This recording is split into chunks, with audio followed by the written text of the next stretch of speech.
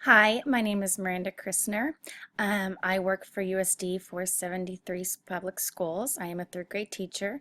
This presentation will be about dress code. Doing this slideshow, I learned a lot about my district dress code and why they have been established.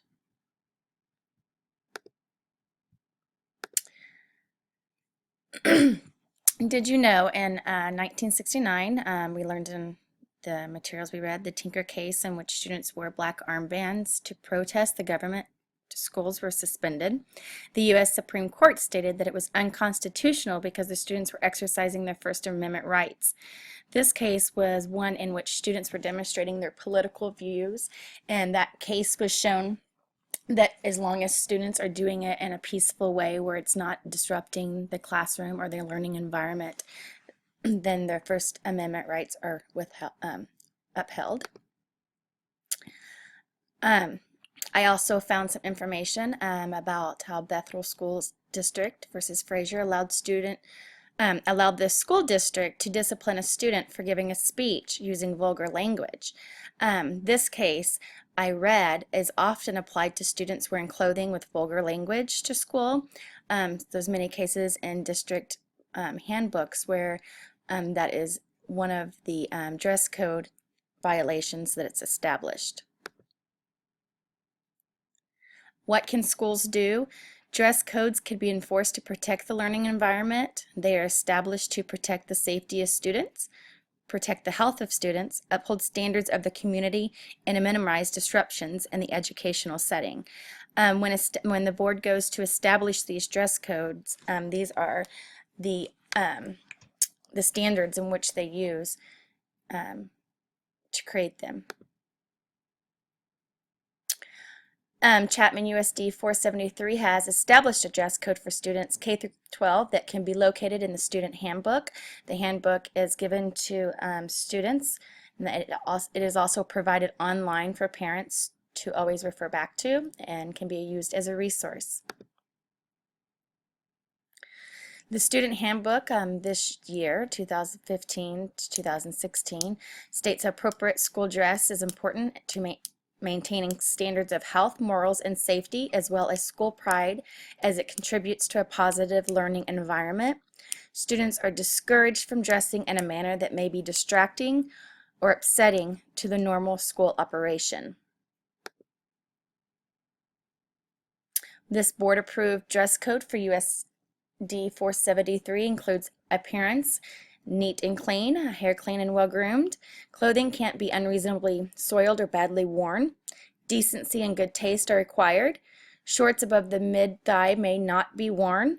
No excessive tight or low-cut clothing. Pants shorts must be at the waistline. Writing pictures on clothing shall not display or promote gangs, drugs, alcohol, tobacco use. Hats and bandanas should not be worn in the building. No shirts, blouses that allow exposed midriff. No tank tops with low-cut sleeve openings. No halter tops. No tube tops. No spaghetti strap tops. No material, see-through material or braless attire. No mini skirts or slit skirts, dresses, lycra, spandex items, backless tops and dresses. No revealing low-cut necklines. Underwear and undergarments shall not be visible. No pajamas allowed unless it's a special dress day.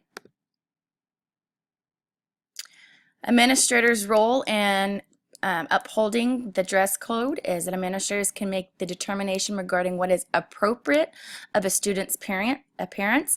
To me, this is a little bit broad, and I think that needs to be explained a little bit more.